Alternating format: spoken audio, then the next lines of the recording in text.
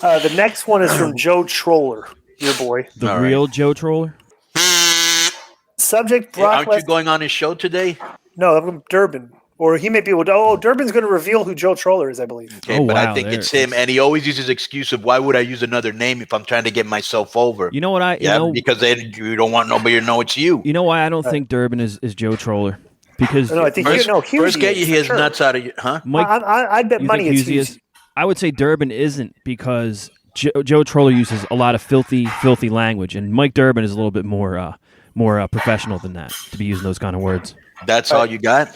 That's it. It's out of character for him. I'm going to kazoo you for trying to put him over. Got to give it a shot. The subject is Brock Lesnar is the greatest wrestler in the world. Right. Hey guys, Mania over. All I thought was a really good, although I'm assuming those assholes Meltzer and his daughter Alvarez are going to trash it because they suck each other's. I'm not going to say that word. Let me ask you a Filthy question. language. So let me ask you a question because I saw something.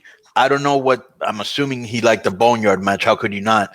But I did see something on Meltzer where some guy was telling him, "Yeah, I bet I heard you didn't like the show or something like that." And Meltzer was like, "Yeah, inform yourself," because I thought it was very good. Him and Alvarez are quoted as saying Edge versus Orton was the worst match in WrestleMania. Most boring match in boring match in WrestleMania history in WWE history. Is Brock Lesnar the greatest worker in the world? Lesnar versus McIntyre was not Brock's greatest ever match. Still really good though. It was hard hitting, high impact, and Lesnar sold his ass off for Drew. Lesnar can draw, sell merch, puts people over really good, has great matches. He's the best wrestler in the world today. No. Oh yeah, Dave Meltzer farts Brian out. I'm not gonna repeat that. Killer Cross versus Triple H at SummerSlam 2020. Wait. But let me just back up. So Meltzer said and Alvarez that was the most boring match in WrestleMania history. No, the Edge versus Orton match. In history? Yeah, something like that. It was like a thing that they did like 18 minutes they talked about. Can you find out the actual quote or you don't know? That was the title of the YouTube clip. Their clip. Yeah, but it might be clickbait. I think it was. I listened to some of it because I read that. I was like, what? Is it, they were just talking about it, just went on and on. In history? Okay, when we went over the match, if I remember correctly, I said I thought it was too long. Well, it was 30. Everybody did. So let's discuss it. The Edge Orton. It was 38 minutes long. Okay. And this is what I think they did. Okay. Because the guys, there was no crowd at the show. So, when they went there and they have to do this match, everybody's figuring out what on earth can we do here to be creative. Right. And because Edge and Orton wrestled that old school WWE style where there's a lot of selling, I think they surveyed the land and laid the match out and had no idea, because they sell a lot. So they had all these spots set up like a video game, almost like an obstacle course, like what they did. And they probably thought it was going to be like 20 to 25 minutes. But because they sell a lot and everything, when it was said and done, it was a 38-minute match. And I just think it's because, you took a couple younger guys, that would have been like probably a 25-minute match. Right. But it was just super, super long. But yeah. But the and I question thought it was long when I was watching it. And I also think that's why that tag team match went so short, because I think these guys might have gone long. But so is Brock the greatest worker in the world today?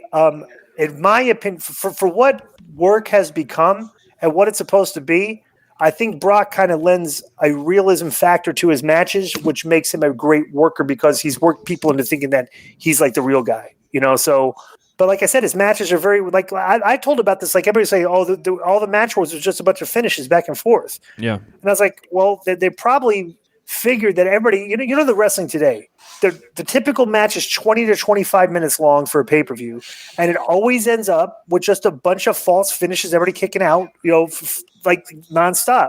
So what they did was they just skipped to that part and just knocked out the whole stuff before that. I was like, why even bother having? If all you're gonna do is finish and kick out, like those Brock Lesnar matches, why not just get right to it?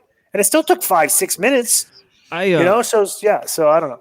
Brock to me right now is the one out of just a handful of wrestlers that I really go out of my way if he's on the card to watch. And the reason, like I said on the roundtable, I was disappointed with Brock and McIntyre is because I like when Brock steps out of that German F5 comfort zone, and then he has really, really great matches with guys like Styles, Bryan, Cena.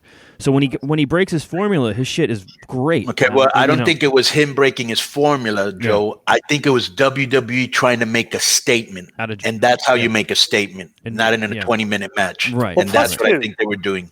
+2, they pre-taped all these matches, right? And they probably didn't have everybody in the building at the same time, since they're pre-taped. Probably, hey, you could come in at this, like whatever. And the reason people were critical of it mostly is because it followed the exact same formula as the Goldberg-Braun match. Right. Just no match, just get into the finishes and go home. Right. I'm wondering if because it wasn't like a show where they just booked it like they booked it at a different time. That because Paul Heyman lays out all of Brock's matches. I wonder if Paul laid out the match not knowing what Goldberg and Braun had done or were going to do. You know what I'm saying? It could have been that because, like you said, those two matches were just an identical formula, and it just two matches like that in an identical formula doesn't really work. It should have been one match like that. So on the one side of the coin, you'd have to imagine they would book Goldberg and Braun that way because they're thinking, "Geez, we got to protect Bill." Right.